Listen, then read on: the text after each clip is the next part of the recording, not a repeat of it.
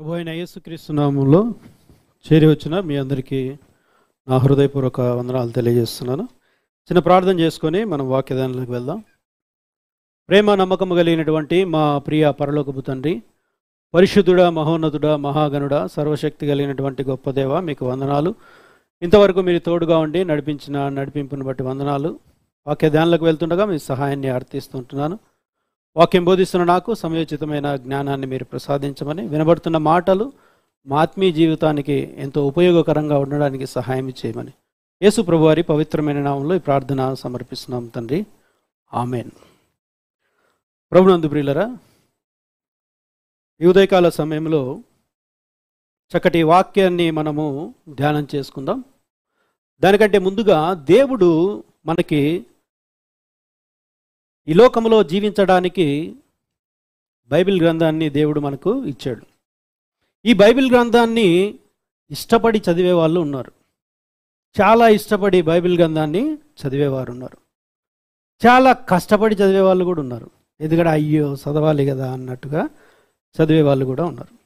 అయితే బైబిల్లో తప్పులు పట్టడానికి చదివే వాళ్ళు కూడా ఉన్నారు. క్రైస్తవేతరులు బైబిల్లో తప్పులు పట్టడానికి, తప్పులు ఉన్నాయని పట్టడానికి కూడా చదివే వాళ్ళు ఎక్కువ ఉన్నారు. మనకంటే కూడా వాళ్ళు ఎక్కువగా చదువుతున్నారు. వాళ్ళు చదివి వారేమంటున్నారంటే, ఇశ్రాయేలు దేవుణ్ణి మీరెందుకయ్యా నమ్ముకున్నారు? మీ దేవుడు కాదు కదా, ఆయన ఇశ్రాయేలుకే దేవుడు కదా అన్నట్లుగా మాట్లాడుతున్నారు. పాత నిబంధన గ్రంథంలో ఉన్నటువంటి ప్రతులను చదివి ఇశ్రాయేలులకే ఆయన దేవుడు కదా, నమ్ముకుంటే నమ్ముకున్నారు మీరు, మాకెందుకు వచ్చి చెబుతున్నారు మీరు అని కూడా అనేవాళ్ళు లేకపోలేదు. అయితే బైబిల్లోనే ఆయన ఇశ్రాయేలుకే దేవుడా, ఓన్లీ ఆ వర్గానికే దేవుడా అని మనం చూస్తే, వారు కళ్ళు పెట్టి చదువుతారు, మనము మనసు పెట్టి చదువుతాం. ఆయన ఇశ్రాయేలుకు దేవుడా, సర్వ సృష్టికి ఆయన కారణభూతుడా అన్న మాటలు కొన్ని వచనాలు మీకు చూపించి, ఎందుకంటే ఈ రోజుల్లో దేవుని వాక్యాన్ని తెలియక కొన్ని మాటలు వారు చెప్పగానే అప్పుడే రక్షింపబడినటువంటి వారి జీవితాల్లో కూడా వెనక్కి వెళ్ళిపోయేవారు అనేక మంది కనబడతా ఉంటున్నారు. కాబట్టి కొంత మీకు బైబిల్ పరిజ్ఞానము కొరకు కొన్ని మాటలు చెప్పి మనము వాక్యదానంలోకి వెళ్దాం. ఆయన కేవలము ఇశ్రాయేలీయులకే దేవుడా. కీర్తనల గ్రంథం 47వ కీర్తన భక్తుడు ఏమని రాస్తున్నాడో మనం ఒక్కసారి చూడగలిగినట్లయితే, 47వ కీర్తన 1-2 వచనాలు నేను చదువుతున్నాను. సర్వజనులారా చప్పట్లు కొట్టుడి, జయధ్వనులతో దేవుని గురించి ఆర్భాటము చేయుడి. సర్వజనులు అన్నాడా? సౌండ్ సరిగా రావట్లేదండి ఇది. హలో,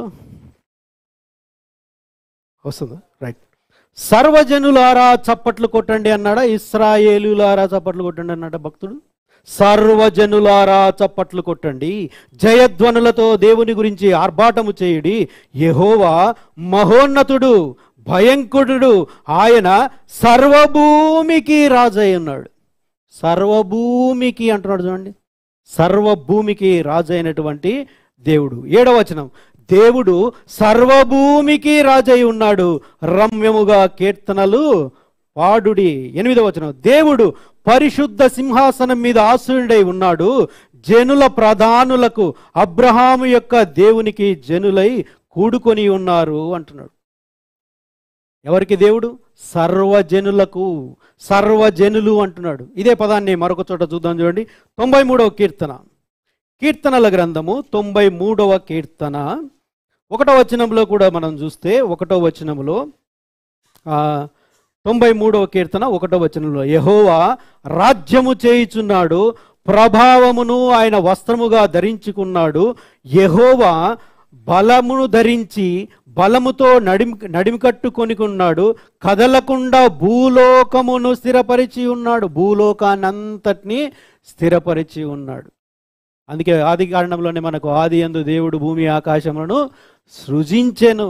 ఆయన కేవలము ఇశ్రాయేలీయులకు కాదు. 96వ కీర్తన 96వ కీర్తన 10వ వచనాన్ని మనం చూడగలిగినట్లయితే, యెహోవా రాజ్యము చేయుచున్నాడు, లోకము కదలకుండా స్థిరపరచబడి ఉన్నది, న్యాయమును బట్టి ఆయన జలములను పరిపాలన చేయును, ఈ వార్త అన్యజనులలో ప్రకటించుడి. ఎందుకంటే అందరూ తెలుసుకోవాలి, ఈ దేవుణ్ణి అందరూ కూడా తెలుసుకోవాలి. 99వ కీర్తన 1వ వచనంలో కూడా మనం చూస్తే, యెహోవా రాజ్యము చేయుచున్నాడు, జనములు వణుకును, ఆయన కెరూబుల మీద ఆసీనుడై ఉన్నాడు, భూమి కదులును అంటున్నాడు. ఇలా మనం చూసుకుంటూ పోయినట్లయితే 94వ కీర్తన 2వ వచనంలో కూడా మనం చూస్తే, భూలోక న్యాయాధిపతి ఆయన. ఒక్క ఇశ్రాయేలీలకు న్యాయాధిపతి కాదు ఆయన, భూలోక న్యాయాధిపతి. న్యాయాధిపతి ఏం చేస్తాడు? న్యాయం తీరుస్తాడు. న్యాయాధిపతి నీతిగల న్యాయాధిపతి. మన దేవుడు నీతిగల న్యాయాధిపతి. ఆయన ఏం చేస్తాడంటే న్యాయం తీరుస్తాడు. ఈరోజు చాలామంది యేసు ప్రభువు మీద అన్యాయముగా మాట్లాడుతూ ఉన్నారు. మాట్లాడుతూ మనల్ని ఏమని సంబోధిస్తున్నారంటే, గొర్రెలరా మీరు అంటున్నాడు. మీరు అందరూ కూడా గొర్రెలు. మళ్ళీ ఇంకో బిరుదు, అడవి గొర్రెలు. అవును, మేము గొర్రెలమే. మా కాపరి ఆయన మా అందరి కోసం ప్రాణం పెట్టినటువంటి కాపరి. మీరు మేకల్లాగా అరుస్తున్నారు. ఈరోజు యేసు ప్రభువు గురించి అన్యాయముగా అక్రమముగా మాట్లాడుతున్నారు. అయితే ఒకరోజు దేవుడు గొర్రెలను మేకలను వేరు చేస్తాడు. చూద్దాం అన్నమాట. మత్తయి గారు రాసిన సువార్త 24వ అధ్యాయం. మత్తయి గారు రాసినటువంటి సువార్త 24వ అధ్యాయము 32వ వచనాన్ని నేను చదువుతున్నాను. 32వ వచనాన్ని. అప్పుడు సమస్త జనములు ఆయన ఎదుట పోగు చేయబడును, గొల్లవాడు మేకలలో నుండి గొర్రెలను వేరుపరుచునట్లు ఆయన వారిని వేరుపరుచును, తన కుడివైపున గొర్రెలను ఎడం వైపున మేకలను నిలవబెట్టును. అప్పుడు రాజు తన కుడివైపున ఉన్న వారిని చూచి, నా తండ్రి చేత ఆశీర్వదించబడిన వారులారా రండి, లోకం పుట్టినది మొదలుకొని మీ కొరకు సిద్ధపరిచిన రాజ్యమును స్వతంత్రించుకొనుడి. గొర్రెలం మేం, మనందరము కూడా గొర్రెలమే. మన కాపరి గొర్రెల కాపరి, మన కొరకు ప్రాణం పెట్టినటువంటి దేవుడు అంటున్నాడు. చివరిగా ఇంకొక వచనాన్ని చూసి మనము వాక్య ధ్యానంలోకి వెళ్దాం. మొదటి దినవృత్తాంతముల గ్రంథం 29వ అధ్యాయం. 29వ అధ్యాయము భక్తుడు ఏమని ప్రార్థన చేస్తున్నాడో 11వ వచనములో, యెహోవా భూమి ఆకాశముల యందుండు సమస్తమును నీ వశం. చూడండి, భక్తుడు ఏమని ప్రార్థన చేస్తున్నాడు? యెహోవా భూమి ఆకాశముల యందుండు సమస్తమును నీ వశం, మహాత్యమును పరాక్రమమును ప్రభావమును తేజస్సు ఘనతయు నీకే చెందుచున్నవి. యెహోవా రాజ్యము నీది, నీవు అందరి మీదను, కొందరి మీదనా అందరి మీదను నిన్ను అధిపతిగాను హెచ్చించుకొని ఉన్నావు. ఐశ్వర్యమును గొప్పతనమును నీ వలన కలుగును, నీవు సమస్తమును ఏలినవాడవు. బలమును పరాక్రమమును నీ దానములు, హెచ్చించువాడవును, అందరికీ బలము ఇచ్చువాడవు నీవే. మా దేవా, మేము నీకు కృతజ్ఞతాస్తుతులు చెల్లించుచున్నాము. భక్తుని ప్రార్థన అది. సమస్తము నీవే ప్రభువా అంటున్నాడు. చూడండి, మొత్తం కూడా నీదే అని అంటున్నాడు. కాబట్టి ఎవరు ఎన్ని చెప్పినా కానీ, ఈరోజు యూట్యూబుల్లో భయంకరమైనటువంటి వార్తలు మనం వింటా ఉన్నాం. యేసు ప్రభువు గురించి తెలియకుండా ఇష్టానుసారంగా మాట్లాడేవాళ్ళు, కొంత తెలిసి అప్పుడప్పుడే దేవుణ్ణి నమ్ముకున్న వాళ్ళు, మళ్ళీ గర్వోపసనగానే వెళ్ళిపోయేవాళ్ళు, ఇలా అనేక మంది ఉంటున్నారు. కాబట్టి మనము అలాంటి స్థితిలోనికి ఎవరు కూడా వెళ్ళకుండా వాక్యము మీద పట్టుండి, వాక్యాన్ని జాగ్రత్తగా క్షుణ్ణంగా మనము పరిశీలన చేసి, మనము అందుకే ధ్యానము చేయాలి అని వాక్యం సెలవిస్తుంది. దుష్టుల ఆలోచన చొప్పున నిడవక, పాపుల మార్గమున నిలవక, అపహాసలు కూర్చుండు చోట కూర్చుండక, యెహోవా ధర్మశాస్త్రం అందే ఆనందించాలి, ధ్యానించాలి మనము. అప్పుడే ఎవరు ఎన్ని చెప్పినా కానీ కదలకుండా మనము దేవుని కొరకు నిలబడి ఆయన కొరకు మనము జీవించడానికి అవకాశం ఉంటుంది. అయితే దేవుడు ఈరోజు ఆయన నిన్ను నన్ను కోరుకుంటున్నాడు. ఒకరోజు దావీదు గారిని కోరుకున్నాడు. నేను కోరుకుంటున్నవాడు ఇతడే అన్నాడు. అందరినీ పక్కన పెట్టేశాడు. దేవుడు దావీదు గారినే కోరుకున్నాడు. దేవుడు, నేను కోరుకుంటున్నవాడు ఇతడే అన్నాడు. దేవుడు కోరుకున్న అతను ఎలా జీవించాడు మనందరికీ తెలుసు. దావీదు గారు దేవునికి ఇష్టానుసారంగా ఆయన జీవించిన వాడున్నాడు. ఒకానొక సమయంలో ఆయన ఆశ కలిగి దేవుని యొక్క మందిరాన్ని కట్టడానికి ఆయన ఇష్టపడిన వాడిగా మనకు కనపడతాడు. అలా ఇష్టపడినటువంటి దావీదు గారిని దేవుడు ఏమంటాడంటే, వద్దు, నీవు ఆ మందిరాన్ని కట్టడానికి వీల్లేదు, నీ చేతులు రక్తముతో నిండి ఉన్నాయి, యుద్ధాలు చేసి ఉన్నావు గనక అయితే నేను నీ కుమారుడి ద్వారా నేను మందిరాన్ని కట్టించుకుంటాను అని చెబుతాడు. అయితే ఆయన ఆశ కలిగి ఉన్నాడు గనక మందిరము కొరకు ఆయన ఇష్ట వస్తువులన్నీ కూడా దేవుని మందిరము కొరకు ఆయన ఇష్ట వస్తువులన్నీ కూడా తీసుకొని వస్తాడు. ఏమేం తెస్తాడో తెలుసా? ఏమేం తెస్తాడు? 2 లక్షల మనుగుల బంగారం, 10 కోట్ల మనుగుల వెండి, తూచ చక్యము కాని ఆయన ఇత్తడి, వెలగల రాళ్ళు, తర్వాత కలప, ఇవన్నీ కూడా మందిరానికి కావాల్సినటువంటి వస్తువులు, ఇష్ట వస్తువులన్నీ కూడా ఆయన సిద్ధం చేస్తాడు. దేవుడి కొరకు ఆయన ఇవన్నీ కూడా సిద్ధం చేస్తాడు. దేవుని మందిరము కట్టడం కొరకు సిద్ధం చేస్తాడు. సిద్ధం చేస్తే సొలొమోను గారు ఏం చేస్తారు తెలుసా? ఆ వాటి ద్వారానే ఆయన మందిరాన్ని కట్టొచ్చు.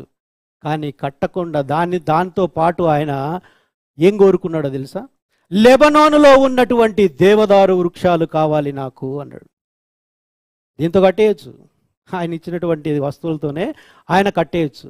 కానీ సొలొమోను గారి యొక్క కన్ను దేని మీద పడిందంటే లెబనోనులో ఉన్నటువంటి దేవదారు వృక్షాల మీద పడింది ఆయనకి. ఎందుకు దాని మీద పడింది? దాని మీద మనసు పడి సొలొమోను గారు ఏం చేస్తారంటే హీరాము గారికి ఒక లేఖ రాస్తాడు. హీరాము గారికి ఒక లేఖ ఏమని రాస్తాడంటే, హీరాము గారు, ఇదిగో మీ దగ్గర లెబనోనులో దేవదారు వృక్షాలు ఉన్నాయి.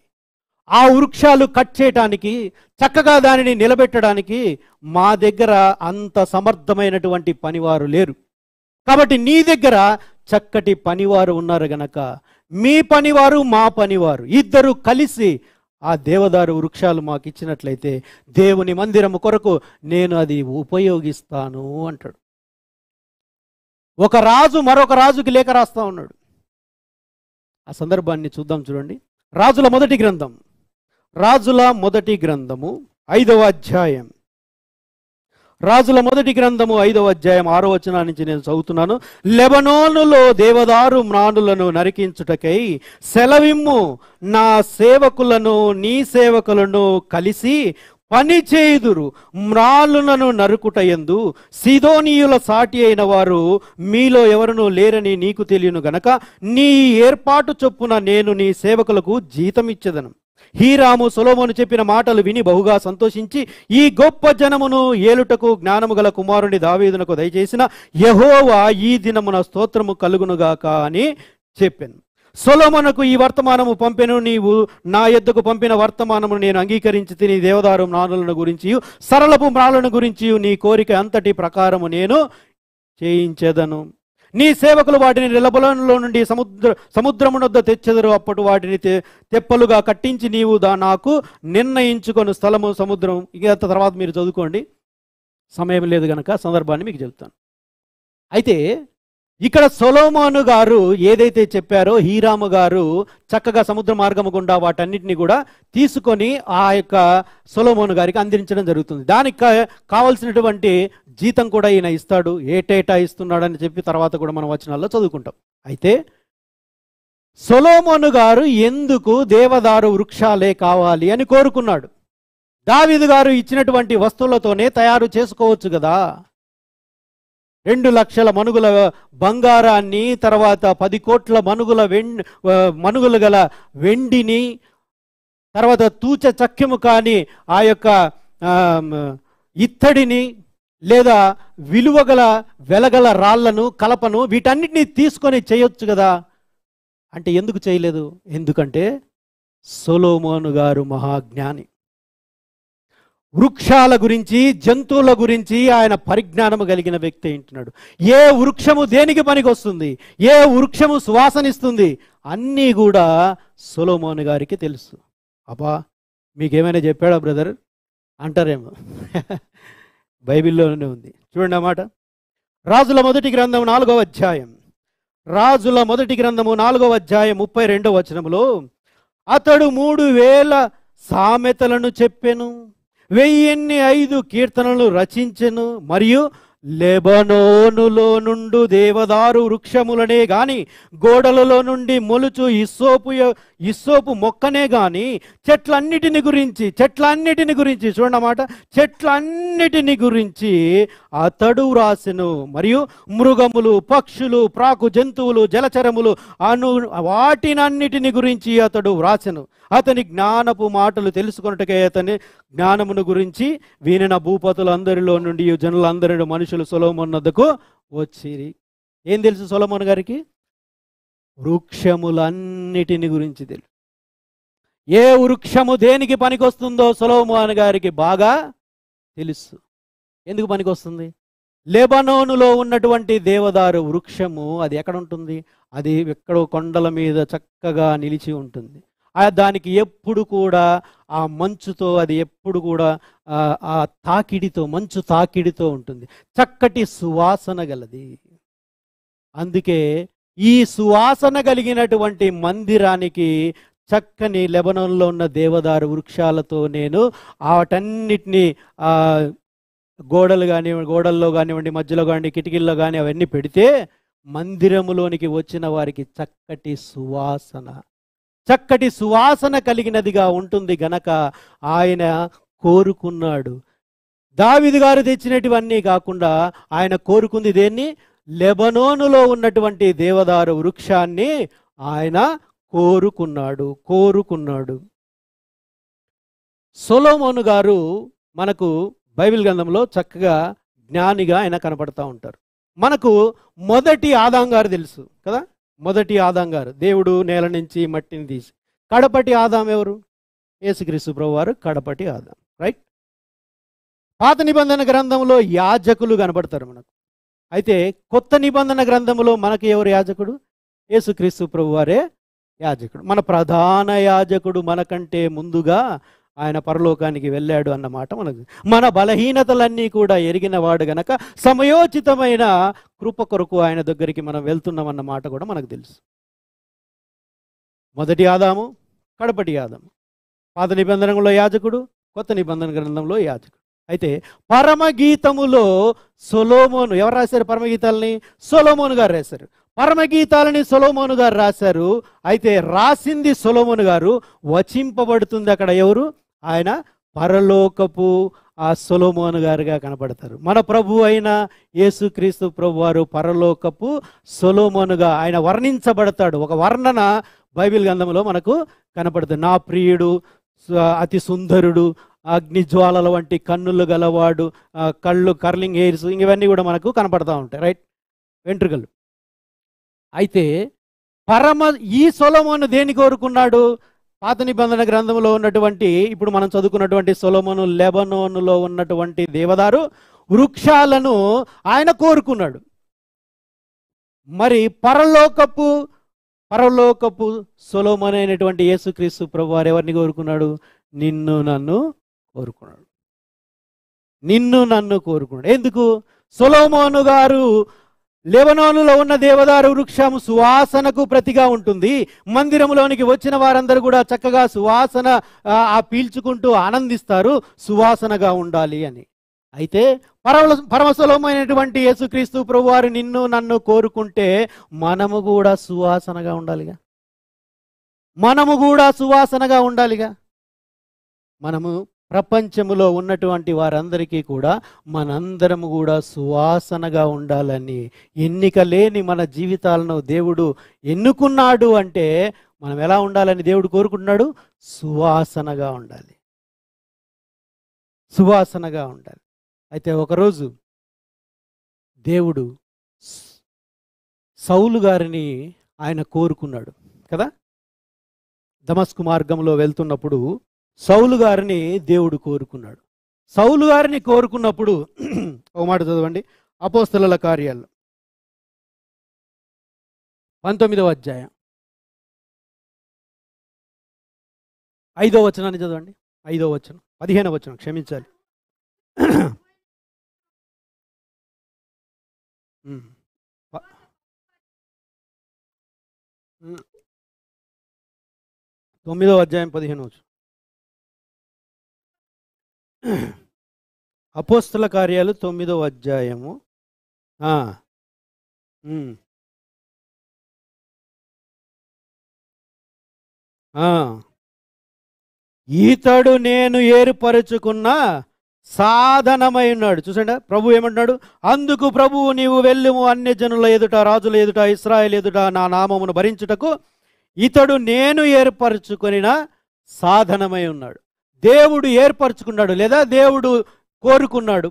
అందుకే మరొక చోట యోహాన్ గారు రాసిన సువార్తలు ఏమంటుందంటే, మీరు నన్ను ఏర్పరచుకొనలేదు కానీ నేనే మిమ్మల్ని ఏర్పరచుకొని నియమించి ఉన్నాను అంటాడు. ఎందుకు? సువాసనగా మనం ఉండాలి. ఇప్పుడు దేవుడు ఏర్పరచుకున్నటువంటి సాధనం సువాసనగా ఉన్నాడా లేదో చూద్దాం. దేవుడు ఏర్పరచుకున్నటువంటి సాధనమైనటువంటి సౌలు గారు, ఆయన సువాసనగా ఉన్నాడా లేదా చూద్దాం. కొరింథీయులకు రాసినటువంటి 2వ పత్రిక, కొరింథీయులకు రాసినటువంటి 2వ పత్రిక 2వ అధ్యాయము 14, 15, 16 వచనాలు చదవండి.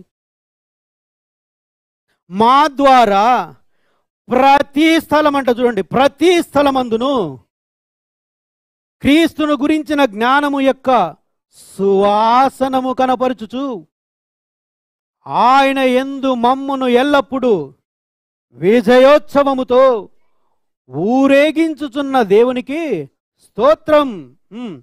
రక్షింపబడు వారి పట్లను, నశించు వారి పట్లను మేము దేవునికి క్రీస్తు సువాసనై ఉన్నాము అంటున్నాడు. చూడండి, నశించు వారికి మరణార్థమైన మరణపు వాసనగాను, రక్షింపబడుచున్న జీవార్థమైన జీవపు వాసనగా ఉన్నాము అంటున్నాడు. అంటే పౌలు గారు ఎలా ఉన్నారంట? దేవుడు ఏర్పరచుకున్నటువంటి సాధనం ఎలా ఉన్నాడు?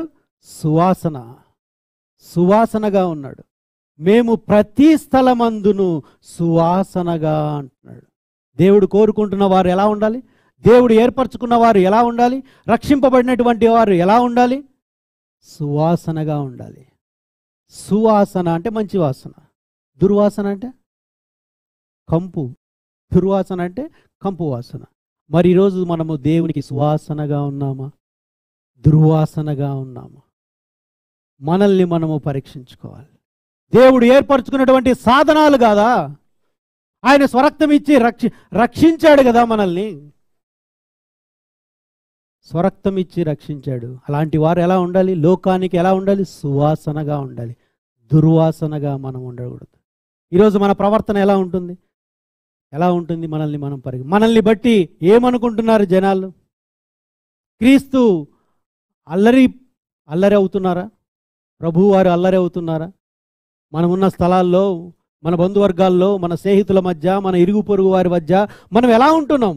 సువాసనగా ఉంటున్నామా, దుర్వాసనగా ఉంటున్నామా? దేవుడు కోరుకున్నటువంటి మనము అందరికీ సువాసనగా మనం ఉండాలి. పాత నిబంధన గ్రంథంలో కూడా బలి అర్పించినప్పుడు, ఆ గొర్రెపిల్లను బలి అర్పించినప్పుడు దేవుడు ఆ వచ్చేటువంటి వాసనని ఆఘ్రానించాలి అనుకున్నాడంట. ఆఘ్రానించాలి. ఒక మాట చూద్దామా? సంఖ్యాకాండం 29వ అధ్యాయం. సంఖ్యాకాండం 29వ అధ్యాయము, దయచేసి 36వ వచనాన్ని చదవండి. 36వ వచనం.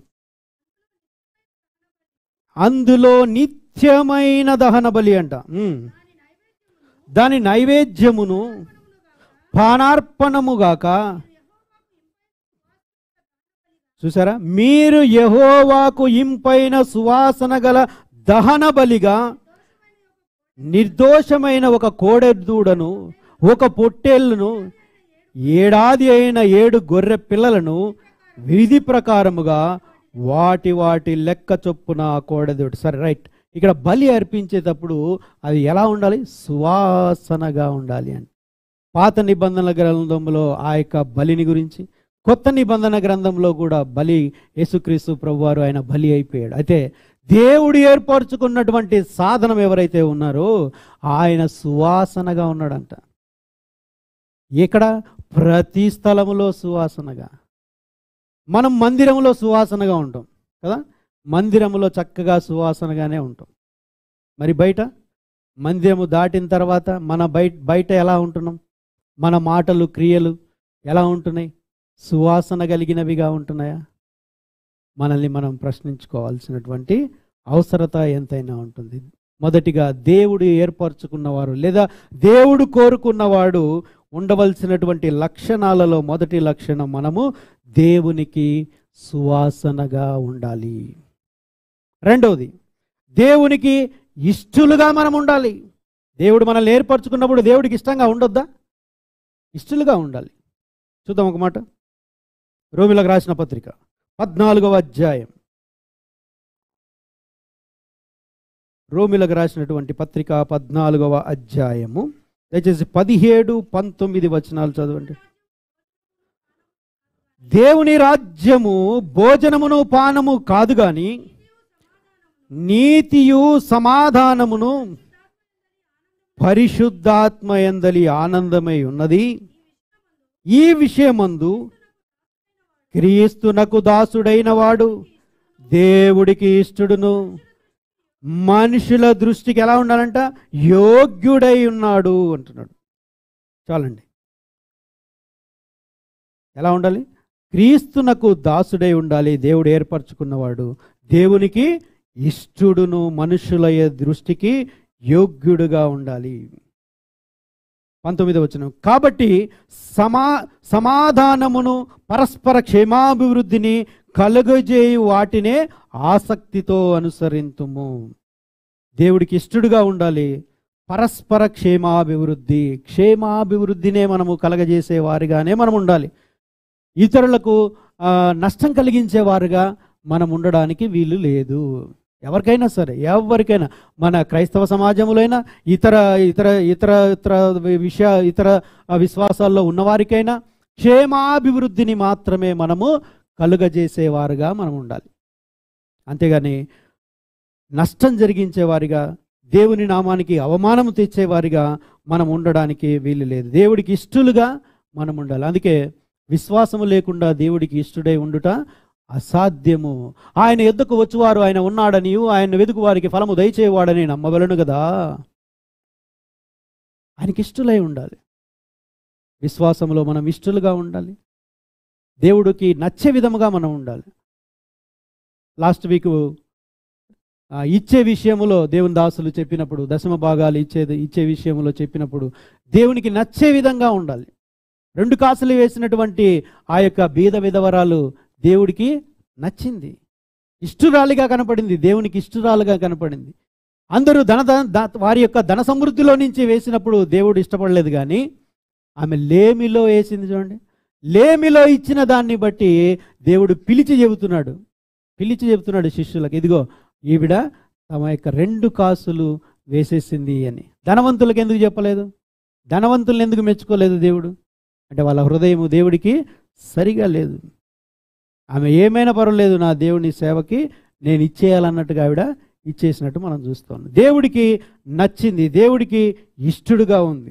మరొక విషయం మనందరికీ తెలుసు, విశ్వాసం విషయంలో ఒక శతాధిపతి దగ్గర రోగి ఉన్నటువంటి వ్యక్తి విషయంలో కూడా దేవుడు ఇష్టపడ్డాడు. ఇశ్రాయేలీయులైనా నేను ఇంతటి విశ్వాసాన్ని నేను చూడలేదు అన్నాడు. దేవుడు కోరుకుంటున్న వారిలో ఉండవలసింది దేవుడికి ఇష్టడుగా మనం ఉండాలి. అన్ని విషయాలలో మనము ఇష్టలుగా ఉండాలి. క్రియలు లేని విశ్వాసంలో మనందరికీ తెలుసు, చాలాసార్లు మనం ధ్యానం చేస్తాం. క్రియలు లేని విశ్వాసం మృతము అన్నాడు. ఇప్పుడు మందిరానికి వెళ్ళాలి. ఆ మందిరానికి వెళ్తేనైనా మాకు విశ్వాసం లేదా ఏంది? మందిరానికి వెళ్తేనైనా అంటారు చూడండి కొంతమంది. నీ క్రియేది? క్రియలు లేని విశ్వాసం మృతం. చూడండి, ఒక మాట చూపిస్తాను మీకు. రోమీయులకు యాకోబు గారు రాసిన పత్రిక 2వ అధ్యాయం. యాకోబు గారు రాసినటువంటి పత్రిక 2వ అధ్యాయము 19 నుంచి 22 వచనాలు చదవండి. 19 నుంచి, దేవుడొక్కడే అని నీవు నమ్ముచున్నావు, అలాగు నమ్ముట మంచిదే. దయ్యములు నమ్మి వణుకుచున్నవి, వ్యర్థుడా. క్రియలు లేని విశ్వాసం నిష్ఫలమైనదని తెలుసుకొనగోరుచున్నావా? మన పితరుడైన అబ్రహాము తన కుమారుడైన ఇస్సాకును బలిపీఠముగా అర్పించినప్పుడు అతడు క్రియల వలన నీతిమంతుడని తీర్పు పొందలేదా? విశ్వాసము అతని క్రియలతో కూడిన కార్యసిద్ధి కలగజేసి క్రియల మూలముగా అతని విశ్వాసం పరిపూర్ణమైనదని ఎరుగుచున్నాము గదా. అబ్రహాం గారు నువ్వు అడిగావుగా, నేను ఇచ్చేస్తాను అనుకుంటే అయిపోయేది. నువ్వు బలి అడిగావు, నేను బలి ఇచ్చేస్తాను అనుకొని ఊరికనే ఉన్నాడా? క్రియ జరిగించాడు. ఆయన క్రియ జరిగించాడు, అదే కార్యసిద్ధి చేసింది. అంతేగాని నాకు విశ్వాసం లేదనుకుంటున్నావా? బైబిల్ చదవమంటే ఆ బైబిల్ చదివితేనేనా? ఈ కౌంటర్లను వేస్తే పనికిరావు, ఈ కౌంటర్లను వేస్తే పనికిరాదు. ప్రార్థన చేసుకుంటేనేనా? మనసులో ఉంటే సరిపోదా? ఇవన్నీ కుదరవు. దయ్యాలు కూడా వణికి నమ్మి వణుకుచున్నాయి. సర్వోన్నతుడైన దేవుని కుమారుడా అంటున్నాయి. దేవుడిని కూడా నమ్ముతున్నాయి. అది కాదు కదా, క్రియలు లేని విశ్వాసం మృతమైనది. కాబట్టి దేవుడు కోరుకుంటున్న వారిలో, ఎందుకంటే దేవుడిని నమ్మిన వాళ్ళు మాట్లాడే మాటలు ఇవి. నమ్మని వారి సంగతి పక్కన పెట్టండి, నమ్మిన వారు మాట్లాడుతున్నటువంటి మాటలు ఇవి. అలాంటి వారు దేవునికి ఇష్టలుగా ఉంటారా?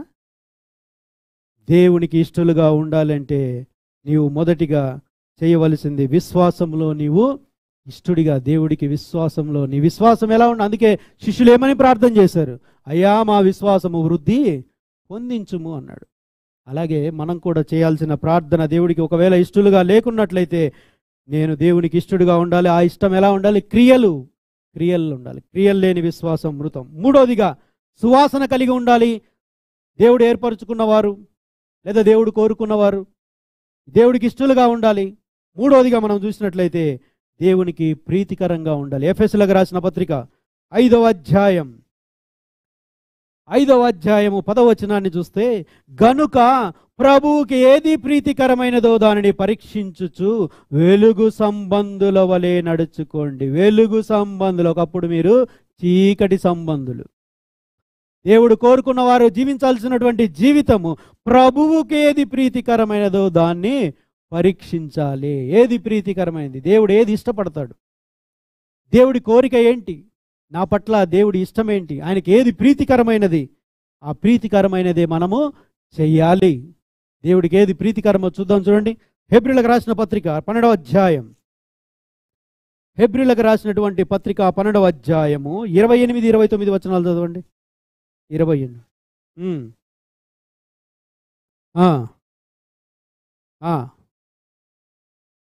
వినయ భయభక్తులతో దేవునికి ప్రీతికరమైన సేవ చేయుదుము. ఏలైనగా మన దేవుడు దహించు అగ్ని. ఆరాధనలో కూడా చూసాం మనం. వాక్యం ఎలాంటిది? అది దహించు అగ్ని అయి ఉంటున్నది. అవలీలగా తీసుకోవడానికి వీల్లేదు. దేవుడు ఏర్పరచుకున్న వారు చేయవలసింది ఏందయ్యా అంటే సేవ. అది ప్రీతికరమైనది అంటున్నాడు. చూడండి, అందువలన మనము నిశ్చలమైన రాజ్యమును పొంది దైవ కృప కలిగి ఉందుము. ఆ కృప కలిగి వినయం ఉందా మనలో? వినయము భయభక్తులతో దేవునికి ప్రీతికరమైన సేవ చేయుదుము. దేవునికి ప్రీతికరమైన సేవ. మనుషులకు చేయాలి సేవ. మనుషులకు చేసే సేవ ఉంది, అది కూడా సేవనే, అది కూడా సేవలో భాగమే. సేవ అంటే కేవలం ఇట్లా వాక్యం చెప్పడమే కాదు. సేవలో భాగం ఇది, అంతే. కేవలం సేవలో ఒక భాగం. సేవ అనేది రకరకాలుగా ఉంటున్నది సేవ. అయితే ఇందాక మనకు మళ్ళలో మనం చేయి వేసినట్లుగా సువార్తను ప్రకటించడం కూడా దేవుని యొక్క సేవ. అది శ్రేష్టమైనది. మనుషులందరూ రక్షణ పొందాలి. మనుషులందరూ కూడా రక్షణ పొందాలి. సత్యమును గురించినటువంటి అనుభవ జ్ఞానము కలిగి ఉండాలి. సేవ చేయాలి. దావీదు గారు ఏం చేశారు? తన తరంలో ఏం చేశాడో ఒకసారి చూద్దామా? దావీదు గారు ఏం చేశారు? 13వ అధ్యాయం, అపోస్తలుల కార్యాలు 13వ అధ్యాయం 36వ వచనాన్ని చదవండి. 36వ వచనం. దావీదు దేవుని సంకల్పము చొప్పున తన తరము వారికి సేవ చేసి నిద్రించి తన పితరుల యొద్దకు చేర్చబడి కుళ్ళిపోయాను గాని దేవుడు లేపినవాడు కుళ్ళు పట్టలేదు. దేవుడు ఎవరిని లేపాడు? యేసుక్రీస్తు ప్రభు వారిని లేపాడు. ఆయన కుళ్ళు పట్టలేదు. దావీదు గారు కుళ్ళు పట్టారు. అంటే కుళ్ళు పట్టక ముందు ఆయన ఏం చేశారు? దేవుని సేవ చేశాడు. రక్షింపబడిన వారు ఏం చేయాలి? దేవుడి సేవ చేయాలి. మరి మనం ఎవరి సేవ చేస్తున్నాం? భార్య సేవ, పిల్లల సేవ, అధికారి సేవ, ఇవన్నీ చేయాలి. మరి దేవుడి సేవ అది సంఘ పెద్దలది, మాది కాదు అంటారా? సేవ అనేది ప్రతి ఒక్కరి భుజముల మీద ఉంది. మీరు చీకటిలో నుంచి ఆశ్చర్యకరమైన వెలుగులోనికి పిలిచిన వాని గుణాతిశయములను ప్రతిష్టము చేయు నిమిత్తమును ఏర్పరచబడినటువంటి వంశమును, రాజులైన యాజక సమూహం, దేవుడి సొత్తైన ప్రజలు. మీరు ఏం చేయాలి? మీరు అది మా పని అంటే కుదరదు. ప్రతి ఒక్కరూ సేవ చేయాల్సింది. ఇంట్లో ఉన్నావా? ఇంట్లో ఉన్నా కానీ దేవుడి గురించి ఆలోచించి ఒక్కరికన్నా నేను సువార్తను ప్రకటించాలి అన్నటువంటి ఆలోచన. నీ బంధువర్గాలకు, నీ స్నేహితులకు, నీ కాలనీలో వాళ్లకు ఒక్కరికైనా సువార్త ప్రకటించాలి. సేవ. సంఘములో ఉన్న సంఘ పెద్దలది కాదు, బాధ్యత మన భుజముల మీద ఉంది. ఒకరోజు ప్రభు భుజముల మీద ఉంది ఇది. ఆయన పుట్టుకలోనే ఒక ప్రవచనమే కనబడుతుంది. ఏంటా ప్రవచనం? ఏలైనగా మనకు శిశువు పుట్టెను, కుమారుడు అనుగ్రహించబడెను, ఆయన భుజముల మీద రాజ్య భారం ఉన్నది. ఆ రాజ్య భారం ఉండి ఆయన పెరిగి పెద్ద అయిన తర్వాత ఆయన రాజ్య భారాన్ని ఆయన చేసి సేవ చేసి వెళ్ళారు. చేయుటకు నీవు నాకు ఇచ్చిన పని నేను సంపూర్ణంగా నెరవేర్చి భూమి మీద నేను నిన్ను మహిమపరిచితిని. చేశాడు సేవ. నువ్వు ఏ పని అయితే నాకు ఇచ్చావో ఆ పని నేను నెరవేర్చాను. తండ్రి, నా ఆత్మను నీ చేతికి అప్పగించుకొనుచున్నాను అన్నాడు. సేవ చేసి ఆయన ఆత్మను అప్పగించాడు. ఈరోజు మనము దేవుడు కోరుకున్న వాళ్ళము, దేవుడు ఏర్పరచుకున్న వాళ్ళము, క్రీస్తు రక్తము చేత కడగబడినటువంటి మనము ఏం చేయాలి? సేవ చేయాలి. దేవుడి సేవ చేయాలి. అది ప్రీతికరమైనది అంటున్నాడు. ప్రీతికరం అంటే చాలా ఇష్టం, దేవుడికి చాలా ఇష్టం. మీకు కూడా ప్రీతికరమైన ఉంటాయి కదా, తిండిలో ఉంటాయి ఉండవా? చికెన్ 65, మటన్ 95 ఉన్నాయి కదా, కబాబులు, చిబాబులు ఇవన్నీ ఉన్నాయా? ఇవి మీకు ప్రీతికరం. ఫలానా హోటల్ అయితే ప్రీతికరం, ఫలానా ఇదైతే ప్రీతికరం ఉంటాయి. మంచిదే, వద్దని చెప్పట్లే. ఫలానా డ్రెస్ అయితే ప్రీతికరం, లేకుంటే ఫలానవి ప్రీతికరం. రైట్, బాగుంది, మంచిదే, వద్దని చెప్పలే. తిండి తింటే తప్పని చెప్పలే. పెట్టింది దేవుడు తినడానికి. అన్ని దేవుడు మన కోసమే పెట్టాడు. అవునా కదా? ఆకాశ పక్షులను, సముద్రపు చేపలను, భూమి మీద ప్రాకు జీవులను, అవి నీకే అన్నాడు. తిండి తింటే ఎప్పుడు దేవుడు తప్పు పట్టాడు. బట్టలు వేసుకుంటే దేవుడు ఏం తప్పు పట్టాడు. బట్టలు గుట్టించిందే దేవుడు. మీరు అలా ఉండకూడదని, మీరు ఆకులు కట్టుకుంటే అవి వర్షం వచ్చి పడిపోతాయి కాబట్టి చక్కగా స్టాండర్డ్గా ఉండేటువంటివి గుట్టించాడు దేవుడు. బట్టలు వేసుకుంటే తప్పు పట్టాడు, తిండి తింటే తప్పు ఏం పట్టాడు. కానీ చెయ్యాల్సిన పని చేయకుండానే పట్టుకుంటాడు, కాలర్ పట్టుకుంటాడు. అర్థమవుతుందా? సేవ చేయాలి. మన కోసం ప్రాణం పెట్టినటువంటి దేవుడి సేవ చేయాలి. అది ఎప్పుడు కూడా మన మదిలో ఉండాలి, నిలిచిపోవాలి, నరాల్లో నిలిచిపోవాలి. నువ్వు కూర్చున్నా లేచినా దాని గురించి ఆలోచన చేసేవారుగా ఉండాలి. మనం వచ్చి వెళ్ళిపోతే ఏమాత్రం కూడా ఉపయోగం లేదు. ఇంతటి సెట్టింగ్ అంతా చేసి మీకోసము దేవుని వాక్యాన్ని సిద్ధపరచడానికి పెద్దలు ఎంత కష్టపడుతుంటారు. దేనికి ఇదంతా? మీరందరూ క్రీస్తుకు సువాసనగా ఉండాలని, క్రీస్తుకు ఇష్టలుగా ఉండాలని, ఆయన సేవ చేయాలి అని వారి యొక్క ప్రయత్నం. ఆ ప్రయత్నంలో భాగంగా మరి మనం ఏం చేస్తూ ఉన్నాం? దేవుని నమ్ముకున్నటువంటి మనము సువాసనగా ఉంటున్నామా? దేవునికి ఇష్టలుగా ఉంటున్నామా? ప్రీతికరమైనది మనం చేస్తున్నామా? 4వది, దేవుడు ఏర్పరచుకున్న వారు తృప్తిగా ఉండాలి. ద్వితీయోపదేశకాండం 8వ అధ్యాయం, ద్వితీయోపదేశకాండం 8వ అధ్యాయము, దయచేసి 10వ వచనాన్ని చదవండి. 10వ వచనం.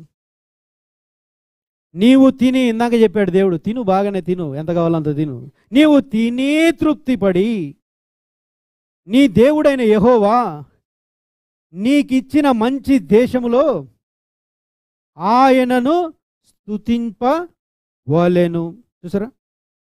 నీకిచ్చినటువంటి నీవు తినే తృప్తి పొంది నీ దేవుడైన యెహోవా నీకు ఇచ్చిన మంచి దేశంలో ఆయనను స్తుతించాలి. దేవుడు ఏర్పరచుకున్న వాళ్ళు ఏం చేయాలి? ముందు తృప్తిగా ఉండాలి. దేవుడు ఏదైతే ఇచ్చాడో దాన్ని బట్టి మనం తృప్తిగా ఉండాలి. ఇంకా అది లేదు ఇది లేదు, వాళ్ళ ఇంట్లో చూడు వీళ్ళ ఇంట్లో చూడు, మొన్ననే వాళ్ళు ఫ్రిడ్జ్ కొన్నారు, నువ్వు ఉన్నావు ఎందుకు ఒక్కటి కూడా తీసుకురాలేదు, ఇవి కాదు మనం మాట్లాడాల్సింది. నిన్న కాక మొన్న వచ్చాడు, బైక్ కొన్నాడు, కారు కొన్నాడు, మళ్ళొకటి కొనాలనుకుంటున్నాడు, ఇది కాదు. ఇచ్చిన దాంతో మనము తృప్తి పడుతూ దేవుణ్ణి స్తుతించేవారుగా మనం ఉండాలి. దేవుడు ఏర్పరచుకున్న వారు చేయాల్సింది ఏంటి? మీరు ఈ లోకంలోనికి వచ్చినప్పుడు ఏమీ తీసుకొని రాలేదు, ఈ లోకంలో నుంచి వెళ్ళినప్పుడు ఏమీ తీసుకొని పోలేరు గనక అన్న వస్త్రములు గలవారే వాటితో తృప్తి పడండి. అన్నము వస్త్రము గలవారే వాటితో తృప్తి పడండి అంటున్నాడు. కానీ ఈరోజు క్రైస్తవులకి తృప్తి ఉందా? తృప్తి ఉందా? తృప్తి లేకుండా జీవిస్తూ ఉంటున్నారు. మనము దేవుడు ఇచ్చిన దాన్ని బట్టి మనము తృప్తిగా ఉండాలి. మరొక వచనాన్ని చూద్దాం. కీర్తనల గ్రంథం 36వ కీర్తన. కీర్తనల గ్రంథము 36వ కీర్తన.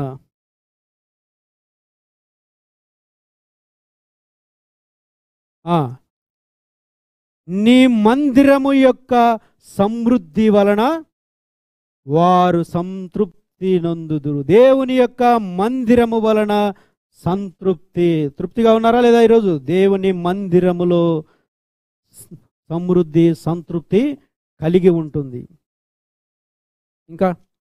ఇంకొక వచనాన్ని కూడా మనం చూద్దాం. 37:19 కూడా చదవండి. అక్కడే 37:19. ఆపత్కాలమందు వారు సిగ్గునొందరు, కరువు దినములలో వారు తృప్తి పొందురు. దేవుడు ఏర్పరచుకున్న వారు చూడండి, కరువు దినాలలో కూడా తృప్తిగా ఉంటారు. సారపతి విధవరాల యొక్క పరిస్థితి మనందరికీ తెలుసు. ఆవిడ కరువులో ఉంది, అయినా కానీ దేవుడు ఆవిడని తృప్తిపరిచినట్లు, వారును వారి ఇంటి వారిని కూడా దేవుడు తృప్తిపరిచినట్లు చూస్తూ ఉంటున్నాం. దేవుడు ఏర్పరచుకున్న వారు తృప్తిగా ఉండవలను. హెబ్రీయులకు రాసిన పత్రిక 13వ అధ్యాయం 5వ వచనం. హెబ్రీయులకు రాసిన పత్రిక 13వ అధ్యాయం 5వ వచనం కూడా చూడండి. ధనాపేక్ష లేని వారై మీకు కలిగిన వాటితో తృప్తి పొంది ఉండుడి. ధనాపేక్ష లేని వారై మీకు ఏవైతే కలిగి ఉన్నాయో వాటిని బట్టి మీరు తృప్తిగా ఉండండి. ఎన్ని మాటలు దేవుడు మన కొరకు రాయించాడు చూడండి, ఎన్ని మాటలు. ఇప్పుడు ధనం గురించి, తిండి గురించి, వీటన్నిటిని గురించి చూసాం కదా. ఇప్పుడు ఆరోగ్యం గురించి చూద్దాం. ఆరోగ్యము దేవుడు మనకిచ్చినటువంటి స్థితి, చక్కటి స్థితిని ఇచ్చాడు కదా. కొంతమందికి చేతులే ఉండవు, అవునా? కొంతమందికి చేతులు, కొంతమంది ఒక చెయ్యే ఉంటుంది, కొంతమందికి ఒక కాలే ఉంటుంది. వాళ్ళ పరిస్థితిని వాళ్ళు అలాగా కూడా దేవుణ్ణి స్తుతించిన వారు కూడా ఉన్నారు. ఒక ఆయన ప్రార్థన చేస్తున్నాడంట, మందిరానికి వచ్చి ప్రార్థన చేస్తున్నాడు. అయ్యా, ఎండాకాలం ఎక్కువగా ఉంది, నాకు చెప్పులు కావాలి స్వామి, చెప్పులు కావాలని ప్రార్థన చేస్తున్నాడంట. మరొక ఆయన వచ్చాడు, అయ్యా చేతులు ఇచ్చిన దాన్ని బట్టి నీకు వందనాలని పక్కన కూర్చొని ఆయన దేవునికి స్తుతులు చెల్లిస్తున్నాడట. ఈయనెవడు బాబు పక్కన కూర్చొని అని చూస్తే కాళ్ళు లేవు ఆయనకి. కాళ్ళు లేకున్నా కానీ చేతులు ఇచ్చిన దాన్ని బట్టి దేవుణ్ణి స్తుతిస్తున్నాడు. అందుకే మనకు ఉన్నదాన్ని, ఇచ్చిన ఆరోగ్యాన్ని బట్టి మనము దేవునికి స్తుతులు చెల్లించాలి. నాకు అది లేదు, వాళ్ళు చూడు ఎట్లున్నారో, వీళ్ళు చూడు ఎట్లున్నారో, అవతల వాళ్ళని చూరించి వాళ్ళు బాగున్నారు, వాళ్ళు ఆరోగ్యంగా ఉన్నారు, నాకే వచ్చింది, ఇలాంటివన్నీ మనము దేవుని మీద నిందలేస్తూ ఉంటాం. దేవుని మీద మనం నిందలేయడానికి మనకు వీలు లేదు. దేవుడు నన్ను చూడట్లేదు, నన్ను పట్టించుకోవట్లేదు, నా ప్రార్థన వినట్లేదు అని దేవుడి మీద అవలీలగా మనము నిందలు వేస్తూ ఉంటాం. దేవుడు పట్టించుకోకుంటే నీకు సూర్యుని పొద్దున్నే ఉదయింపజేస్తాడా దేవుడు? దేవుడు నిన్ను పట్టించుకోకపోతే నీకు గాలిస్తాడా దేవుడు? దేవుడు నిన్ను పట్టించుకోకపోతే నీకు ఇవన్నీ కూడా ఉచితంగా అనుగ్రహిస్తున్నాడు. గాలి, వెలుతురు ఇవన్నీ కూడా దేవుడు ఉచితంగా అనుగ్రహిస్తున్నప్పుడు ఒక్క నిమిషం నీకు గాలి లేకుండా చేశాడు అనుకో, గాలిలో కలిసిపోతావు, అవునా? కానీ అవలీలగా నోరు తెరిచి దేవుణ్ణి దుమ్మెత్తిపోస్తుంటారు చూడండి, కనబడు కదా అని. దేవుని మీద ఎప్పుడు నిందలు వేయకూడదు. దేవుని మీద ఎప్పుడు మనం నిందలు వేయడానికి అర్హులమే కాదు అసలు. ఇచ్చిన దాన్ని బట్టి తృప్తిగా ఉండడం నేర్చు. అది ఆరోగ్యమా, ఆయుష్ష, ధనమా, మరొకట, ఏది ఇచ్చినా కానీ ఇచ్చిన దాన్ని బట్టి తృప్తిగా ఉండడం మనం నేర్చుకోవాలి. తృప్తిగా ఉండి ఏం చేయాలి? దేవుడి సేవ చేయాలి. చూద్దాం, చూడండి. ఇంకొక 2-3 వచనాలు చూసి మనం ముగించుకుందాం. 107వ కీర్తన 9వ వచనం. 107వ కీర్తన 9వ వచనం చదవండి.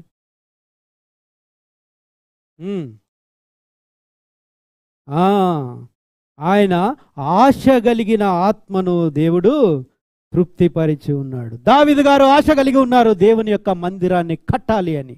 ఆయన ఆశను దేవుడు నెరవేర్చాడు. మోషే గారు ఆశ కలిగి ఉన్నారు, కనానులో నేను ప్రవేశించాలని. ఒకరోజు క్రీస్తు ప్రభు వారు ఆయన రూపాంతరం చెందినప్పుడు అక్కడికే వచ్చాడు. ఆశ కలిగిన ఆత్మను దేవుడు తృప్తిపరుస్తాడు. హన్నా గారు ఆశ కలిగి ప్రార్థన చేశారు. ఒక మగ కుమారుడు, న్యాయాధిపతిని, ప్రవక్తని దేవుడు అనుగ్రహించాడు. ఆశ కలిగిన ఆత్మలను దేవుడు తృప్తిపరుస్తాడు. ఈరోజు నీకు ఏ ఆశ ఉంది? దేవుని పట్ల నీకు ఏ ఆశ ఉంది? దేవుడి సేవ చేయాలన్నటువంటి ఆశ నీలో ఉందా? సొంత పనులు చేసుకోవాలన్న దాంట్లో ఎక్కువ ఆశ ఉందా? అందరూ వారి సొంత కార్యములనే చూచుకొనిచున్నారు, కానీ దేవుని కార్యాలు చూడట్లేదు. సొంత కార్యాల పట్ల అబ్బా మన ఆసక్తి ఎలా ఉంటుంది?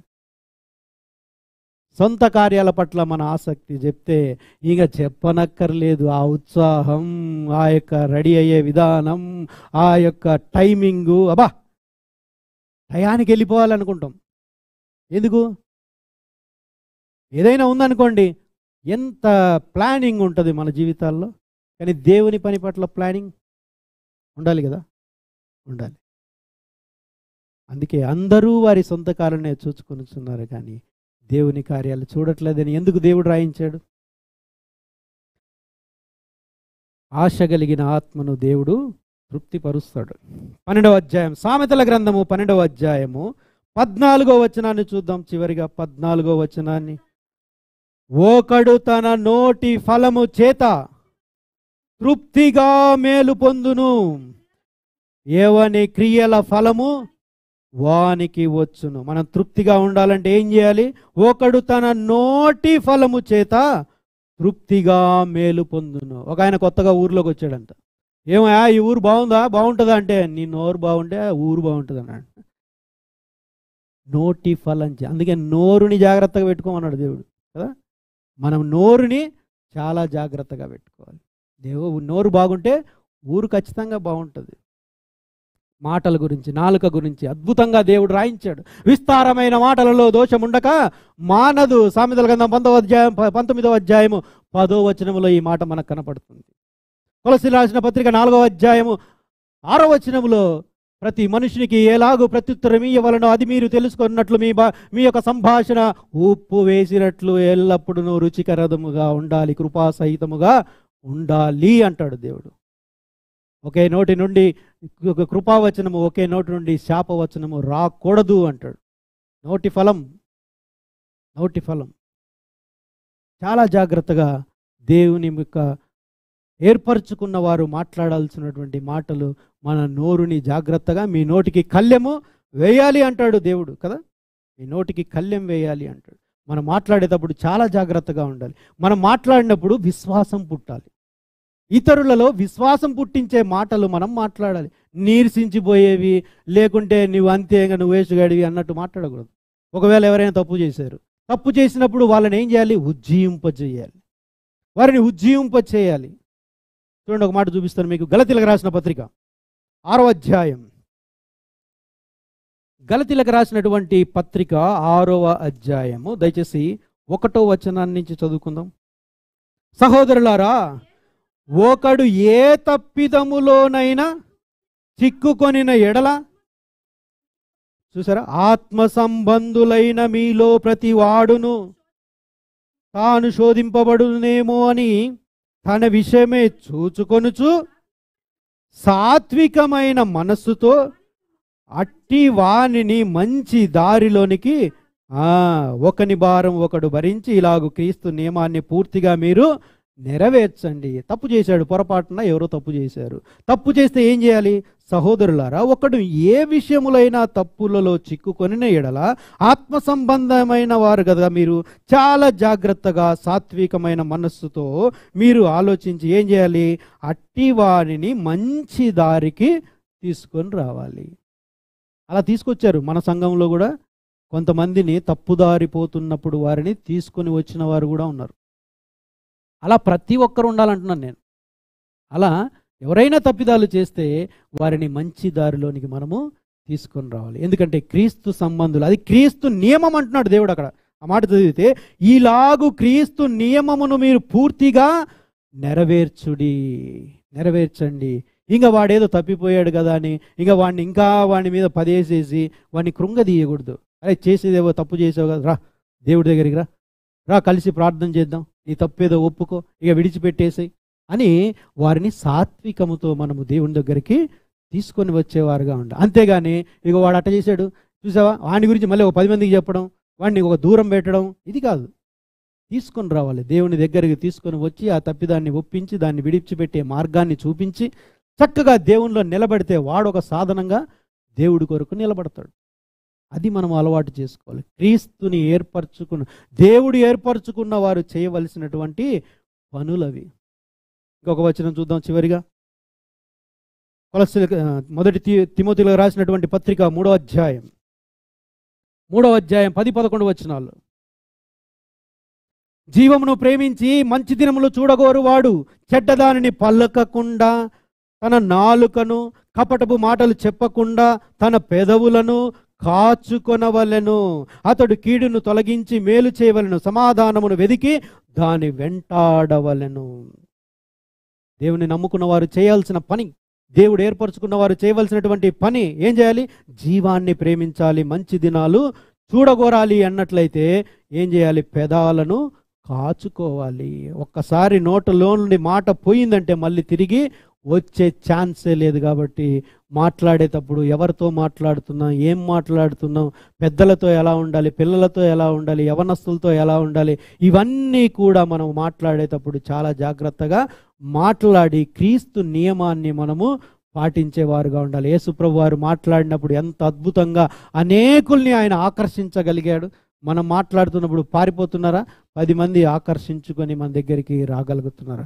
కాబట్టి దేవుడు ఏర్పరచుకున్న వారు మొదటిగా సువాసనగా ఉండాలి, దేవుడికి ఇష్టలుగా ఉండాలి, దేవుడికి ప్రీతికరంగా ఉండాలి, తృప్తిగా జీవించాలి. దేవుడు ఈ వాక్యమును దీవించునుగాక.